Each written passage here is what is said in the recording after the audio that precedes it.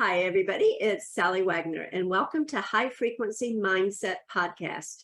Today, I am very pleased to welcome our guest, Nikki Di Giralamo. Nikki, welcome. Hi, and you pronounced my name well. Fabulous. Usually we don't. I always know when I'm going into a dentist or a doctor's studio because it's Nikki, and then I know I'm already up. Yeah, exactly. That's me. Well, I practiced. Well done. And you helped me. So I am so happy to have you here. I want to introduce you just briefly to people, and then we'll chat and they can learn all about you. How about that? Fabulous. So really, this introduction is just some key words about Nikki. So Nikki is building a spiritual visionary village in Italy. She's going to tell us about that. She runs a spiritual awakening circle on Facebook. Anyone who leads retreats, works on retreats, is interested in retreats. How about organizing a retreat in Italy? Nikki opens up the Visionary Village to retreats. If you want to participate in a retreat, perhaps a shamanic journey retreat, a yoga retreat, a human design retreat, photography, spiritual retreat, any type of retreat. I also believe that there are olive trees, so you can help to harvest olives. You can sponsor an olive tree to get pressed olive oil from your own tree, all kinds of things that Nikki is doing. So I can't wait to hear more. Nikki, welcome. Hi, thanks so much for that. Yeah, I'm actually in Italy. I've been in Italy for 32 years now, and I'm actually obviously English, but you can tell by my accent. So what we're doing at the moment is we're building this visionary village. So it's all about a village. It's all about helping people.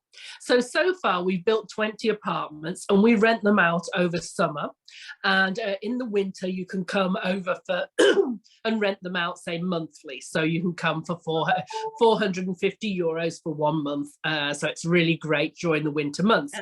As you said, you can go olive picking, you can go grape picking, wine making, Italian cooking, and all load of wonderful things. We've actually on Sunday got this, we're going to go and see this chestnut festival. So we go into this hill, the hills, and in this fabulous little town right perched on the hilltop, all of the locals open their doors and there's all this amazing food. There's a bit dancing, there's roast chestnuts in the streets, and it's absolutely wonderful. So we also do these various retreats here, and basically we just really love and enjoy Italy and all it's got to offer. Yeah. Tell us where in Italy you are. Okay, so we're actually in Alano. That's opposite Rome on the other coast. So it's nearer, if you know Italy at all, there's Rome on one coast and then there's Pescara on the other, and we're a little bit near Pescara, so we're about 20 minutes from the coast, so you can go to the beach or you can go skiing in the winter. So it's got the most beautiful infinity pool as well, and our prices are really good, so you can check us out at Abruzzo Borgo, so that's quite fun. Yeah, so again, it's Abruzzo Borgo, right? Yes. Well, you put it in the comments, obviously, below. Yeah. So if people didn't write it down or they're like, what? It will be in the show notes afterwards. So make sure you check. And also, our we've got a really good Facebook group called Visionary Village Italy. And that's doing really well. I mean, we've got 10,000 people already, and it's amazing. I know, we've only been open about a year and a bit, so that's really cool. And of course we've got our spiritual awakening circle, which is where I met Sally, in the which is a group for people who want to connect more, and feel better inside, basically. Yeah, exactly. So as I was introducing you to everyone, and there were a lot of different aspects to that, the shamanic journey retreats, yoga retreats, you know, you talked about wine and cooking Italian food and chestnuts and all that. So it's really very broad in its appeal to anyone. Absolutely. So what it is that different people come over and they do different retreats. So we're very well connected with some, you know, a Native American Indian shaman, for example, who comes over and he does sweat lodges. He does, we've got amazing spiritual places. We're actually overlooked by the Church of the Mother Mary. And there's an amazing energy. Basically, what happened is that in the 11th century, a shepherd saw a vision of the Mother Mary on the hill, and Mother Mary said to him, "Build me a church here." And it's really weird because it's in the middle of nowhere. Okay, it's not near a town, not anything. So there's this amazingly beautiful church, and it's got the most amazing energies in. And not only that, less than a mile away from that, the Mother Mary was actually seen by the whole village in the 16th century. So, you know, there's plaques and things which commemorate this. It was unbelievable, really amazing. And so in this area, there's a lot of churches connected with the Mother Mary. So for those of you who are spiritual, when you come and you do meditations and things here, often her energies and things arrive, and it's really, really special. So there's some really special things as well, like there's Archangel Michael's cave, which it's actually connected on a ley line with another various caves and very famous sort of spiritual sites, and that's amazing. There's some amazing energies in there often as well. So there's lots of things to do spiritually. And we don't only just do Italy, we're actually in 2023 in March, we're actually going to Nepal for Holi. Now, Holi is the spiritual festival. It's a Hindu festival of the light, okay? But what's really special, this is the one that they throw paint at you. Yeah. So if you see any of those photos with all these people splattered in coloured paint, that's where we're going. And we're very lucky to actually have a Nepalese spiritual master who's actually going to be leading our group. And so we're going to see all these amazing temples in Nepal, and they've got these linga. Now, linga are consecrated spheres, and what they do is when you go near them, they can activate your energies. So there's one of these temples, which is one of the most famous in the whole world, and that has 97 linga. So you can imagine the energies and things that come off that. And there's just amazing things. So anything to do with spirituality, we're really into. But we're also, you know, into sort of more mundane things like wine tasting and olive picking. But yes. Coming back to the Italian places, but yeah. We're really sort of focused on that sort of thing, being at one with nature. The whole thing's all about, you know, being at peace and being at one with nature and finding yourself. Yes, absolutely. So how could people get more information about that trip to Nepal? And we will put this in the show notes, but I'm just curious, are there deadlines that are coming up that people would need to register? Well, how you'd find it is www.spiritualawakeningscircle.com/Nepal. Okay. Yes, I mean, there's various price levels, and some of the better, the more higher priced ones are actually going to be in Dunbar Square. That is the center of Nepal, and where Holi is, you know, it's the main sort of center. So people really need to book as soon as possible so that they can book into that hotel. If you're not, you know, you don't want to be right in the thick of it and things like that, because we have other options. You know, you can maybe book a bit later on. But if you want to be in the thick of it, if you want to be there, there's also going to be various, they're called Jakari. They're actual Nepalese spiritual shamans as well. So they're going to be there on those days, and we're going to be doing these rickshaw tours in the night and going to see all of these incredible spiritual sites, you know, in the middle. So that's a really, really cool thing. I just cannot wait, because if you can imagine going through the streets, you know, in the night time and seeing all these celebrations. And then there's actually a celebration of the light. As the light goes down on the river, we're going to see these various ceremonies, which are very, very spiritual again. So it's going to be so exciting. It really, really is. And you're going to be with these most amazing, amazing people and seeing these amazing sights.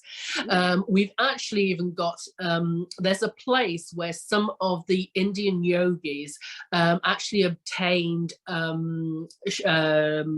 samadhi. Okay, and this is when they're going to die, they go and sit in a place and they actually leave their body from where they're sitting. Now, when they do this, a major amount of energy is left by this, and it doesn't dissipate, so it's still there. And so you can visit these sites, and again, you know, this gives you a major activation spiritually. So and also being led by these fabulous people, it's just something that just can't be missed. It's going to be so exciting. Yes, absolutely. I'm curious, and perhaps other people are as well. How did you get started on this journey with the Visionary Village and all the things that you're doing? Well, I went into it was only about 4 years ago, so very sort of newbie type of person. I walked into what I thought. I was not interested in spirituality. I was not interested in anything like that. If anybody was interested in it, that's fine, because I'm very into, everybody should be into what they want to be into. So anyway, I go walking into what I think is a management course over a weekend. And to be perfectly honest, it was not that interesting up to a certain point. And then suddenly I was looking at this lady and she had these silver sparks coming out of her head. Okay, and I sort of went like this. I thought, oh my God, what have I been eating, or what have I drunk? Okay, now I don't drink, so, you know, it wasn't the drink. So I thought, oh dear, okay, so I'm hallucinating here. But anyway, it just went stranger and stranger from there. And they did this thing called the blocks game, which actually the group that I was with was very spiritual people, and I was a total novice. I mean, I didn't even know anything about anything. I didn't know what a chakra was, hadn't an idea what an aura was, certainly nothing to do with, you know, anything. I didn't know what Reiki was, nothing. I mean, talk about nobody. So anyway, there we were, and suddenly I go flying out of my body, and I'm going zooming around the ceiling. And what's even weirder about it was I didn't even think that I didn't think this was strange. I was just floating around there looking at people, and some of the people had different colors, some of the people had different, all sorts of things. Anyway, I was floating around there, and suddenly this voice came through me. I mean, I can't even explain it. It was just through me. And it said, what would you like to know? And I sort of thought, oh my God, I was sitting in the middle of the air. What the hell? And this person's talking to me. I better get down to my body really quick. So I get back down to my body, and I'm still sort of shaking, and I can still see everybody's auras, and there's a load of energy everywhere. And it was really weird. I mean, I was there by then, I was hiding behind a concrete pillar. Because there was these people trying to drag me out from behind this concrete pillar. I mean, talk about weird. But anyway, it sort of calmed down from there. But so then I had just more and more and more experiences. So you know, I've gone from you know, absolute zero to, you know, to being able to talk to spirits, to be able to see spirits. I'm now actually able to see some people's spirit guides, which is quite interesting. That's one of my latest things. But I mean, it's just, I don't know precisely why. I think I'm being given all of these experiences so that I know the experiences one can have. So when people come and they do retreats and things, or they go on, you know, on the tours that we do, not only can I see them and point them out, but when people can do that, when you're next to people who can do that, you can see more as well. So I think that that's one of the reasons I've been given all the sort of gifts that I've been given.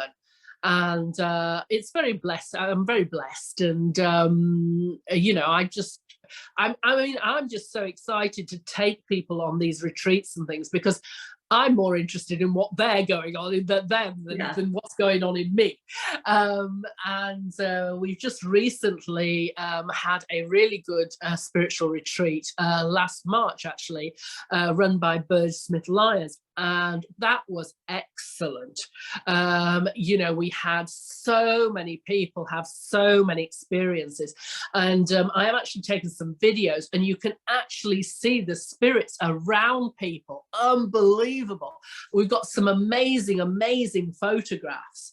And also, you know, people had amazing, you know, experiences. And I've got this book from everybody saying thank you. And it was just unbelievable what some of the people had experienced. And so I was just so proud and so excited, because that's my whole reason for being.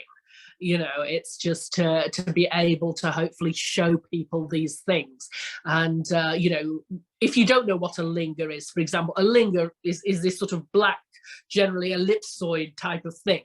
I didn't know what a linga was. And now I know, and I've been near one, and I experience what you feel when you're near one. It's, you know, it's really amazing. And being able to tell people that and show people, you know, what's the right way to go about it, you know, to make sure that you've got your protection, your stuff like that. You know, it's just a fabulous thing to do. Yeah, absolutely. Well, wow, what a crash course you went through. It was literally a crash course. Yes, there was also some not as nice bits through it as well, but you know, you've got to go through those as well, because unfortunately that's you know, that's what happens. It's good and the bad, and it's getting through the bad parts to make sure that you can really enjoy the good parts afterwards. Yeah. So you've mentioned all of these different types of retreats that could be hosted there at the village. What would be a typical length of a retreat there, or does it vary just depending on the type of retreat? Well, usually people can either do a 4-day, a 7-day, or a 10-day. Okay. So that's what normally happens. At the moment, we're just doing, we've been concentrating on other things at the moment, but we're very interested, obviously, in our Nepal trip. Straight after that, we've got a Greece trip. We're actually going to Delphi and Olympus, Mount Olympus. So that's quite nice for the people who are into sort of Greek mythology and stuff like that, seeing what we can see there. And then, of course, we're back in Italy in May for another retreat. Usually, at the moment, we're concentrating more on sort of private groups. So people who've actually, you know, got or want to bring a group are coming over, and those aren't really open to the rest of the public. But these 3 that I'm talking about are open to the public and to anyone who wants to join. Yeah. Okay, so interesting. So somebody who wants to do a private retreat could contact you about that. Oh, absolutely, yeah. Or some of these planned public retreats that they would be open to people as a participant.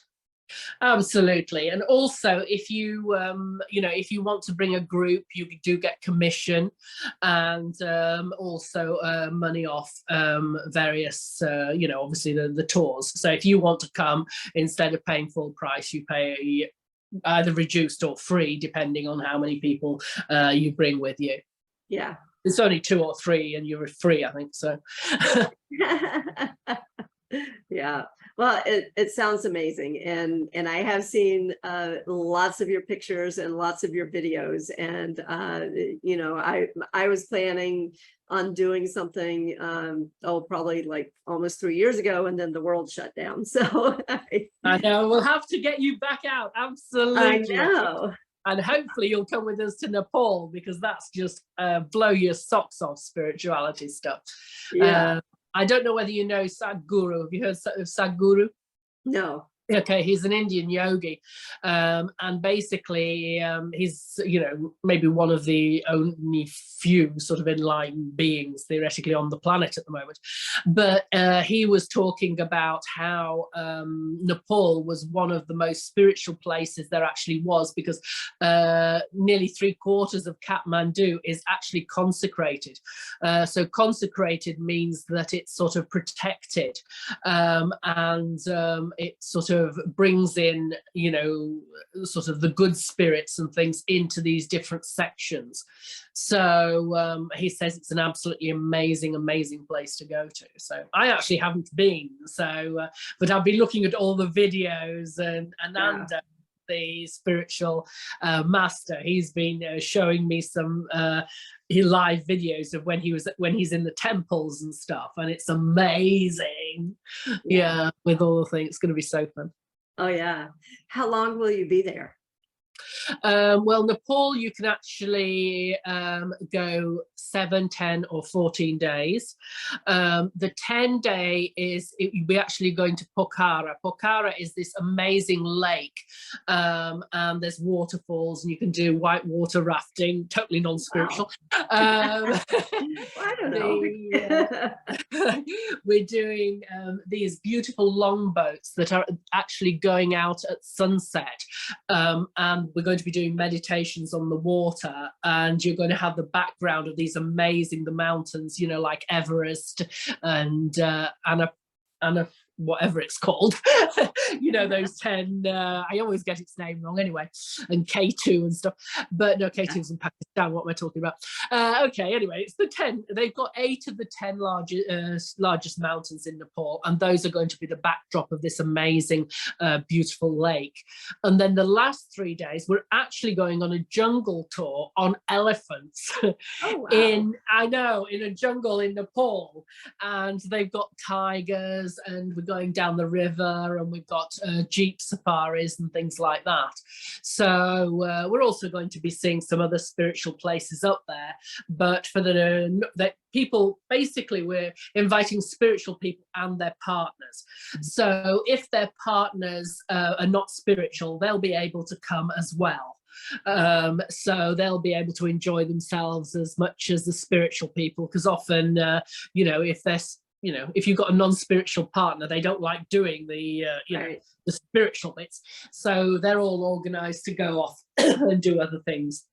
Yeah. And so and also for Americans, because it is a long journey over to Nepal, and sometimes it takes 2 flights, we're actually going to meet up in Delhi 4 days before. So we're going to see Delhi, and we're going to see some of the big spiritual places in Delhi before we then go off and do a return flight to Kathmandu.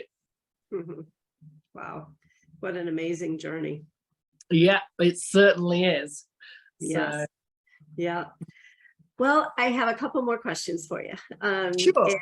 And here's the setup for the first one. I always ask these questions at the end. And in my coaching, I use an acronym a lot. It's called MSG, and that stands for mindset, skill set, get off your asset.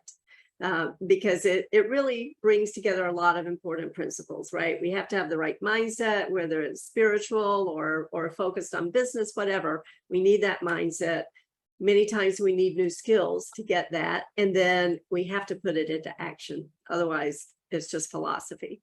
So as you look at your amazing journey, and perhaps especially over the last 4 years, what is an overarching principle that you would point to that you believe has contributed to your success, to where you are today? Well, one of the main things that I've got from spirituality is to actually have peace inside. Not all the time, I cannot go, but most of the time. And there's a lot of all sorts. I've got like a hurricane going off around me. I'm having one thing after another hitting me. And even today, I had quite a few things that I just, anyway. But what it does and has allowed me to do is to be at peace inside. I take much less time now. If something bad hits, I take much less time to assimilate it. And how I find that I do this with spirituality is actually taking myself out of the situation and then looking at the situation and thinking, okay, so this is bad. Okay. I'm not even saying that it's going to be bad. I'm trying not to. Okay, yeah. I'm trying to be a good spiritual person and say, okay, so how am I going to cope with this? Okay, I'm going to cope with this like this, like this, like this. And then I try and put it out of my mind and concentrate on being at peace again. Writing it down, taking it out of my mind, because otherwise you're awake all night thinking about it. But if you go for it straight away, think about it. Okay, how am I going to deal with it? Write it down. This is how I'm going to deal with it, and then you're back in peace again. And that's so important, because it allows you to live a much better life. Yes. Absolutely. And as you were saying that, I was thinking spiritual resilience, right? That ability to kind of remove yourself from the situation, be curious about how am I going to handle it, and you're choosing to respond rather than react. So amazing spiritual resilience there. Yeah. Last question, and we've talked about this, throughout, but if you could once again tell people how to get in touch with you, and everyone remember this will be in the show notes. Yes, well, obviously, if you want to have a look at our Facebook page, which is Spiritual Awakening Circle, Facebook group. Actually, we've got a page as well, but the group's much better. And also Visionary Village Italy, which is more about the village. We'd love to be in contact. Obviously, you'll see my name there up a lot, and just contact me through Messenger, say hi, and I'm quite happy to talk to everybody. And love to contact people, like to be talking to them, love to hear about various people's spirituality. It's great stuff. Anything. Yeah. Awesome. Well, thank you. I appreciate that openness that you want to hear from people. So I encourage everybody, make sure you check the show notes, reach out to Nikki, get more information about that fabulous pilgrimage to Nepal, because I can imagine a lot of people are going to be interested in that, and all the possibilities for retreats at the Visionary Village. Thank you so much. That's a great opportunity to talk to you about it. Thank you so much. Absolutely. It was a pleasure to have you here. I'm glad we were finally able to get something scheduled. Thank you again so much. Yeah. Yeah, well, take care. Yes, and thank you everybody for joining us today. Make sure you tune in next time for High Frequency Mindset Podcast.